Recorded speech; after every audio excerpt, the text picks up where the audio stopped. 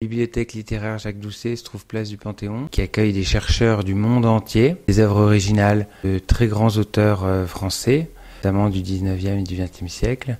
Je défends les 4 lanceurs d'alerte qui sont à l'origine de l'alerte, des révélations, des détournements de ces biens culturels.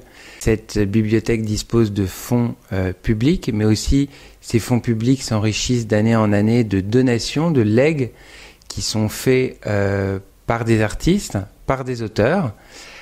Par définition, donc juridiquement, ces biens qui sont légués sont inaliénables, ils appartiennent à l'État et ne peuvent plus jamais être cédés.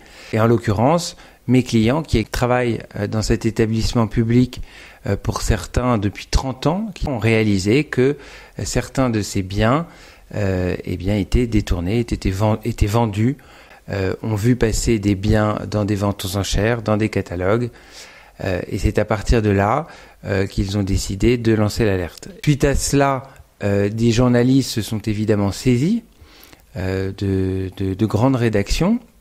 Il y a eu une enquête de Victor Castanet dans Le Monde, et suite à la parution de cette enquête, curieusement, est-ce un hasard ou pas, un aveu, la directrice adjointe s'est suicidée. À peu près au même moment, il y a une enquête préliminaire qui a été ouverte, et on a appris cette semaine que l'enquête s'est terminée et renvoyée en correctionnel à la fin du mois de janvier 2024.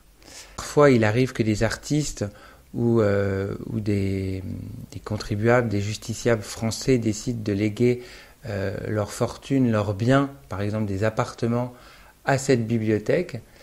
Et on a réalisé que la gestion qui mériterait n'est pas faite. Par exemple, quand un généreux donateur fait le don d'un appartement au bénéfice de la bibliothèque, l'appartement n'est pas vendu, l'appartement n'est pas non plus loué, il sert tout au plus encore à entreposer et à s'empoussiérer des dizaines et des dizaines de caisses, des milliers d'ouvrages. On a retrouvé des ouvrages de la bibliothèque Jacques Doucet chez la mère de la directrice qui s'est suicidée.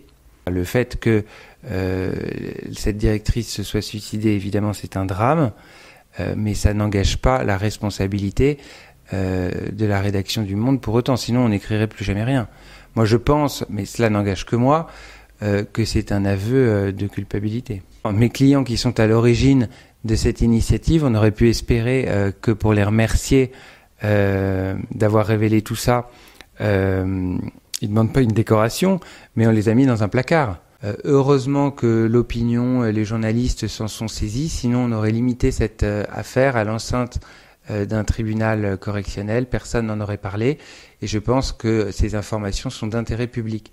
Ce sont des dons qui ont été faits par des personnes, des généreux donateurs qui ont cru en l'inaliénabilité de leur legs, et aujourd'hui qui est complètement bafoué en raison d'une mauvaise gestion par l'administration. Voilà, c'est honteux.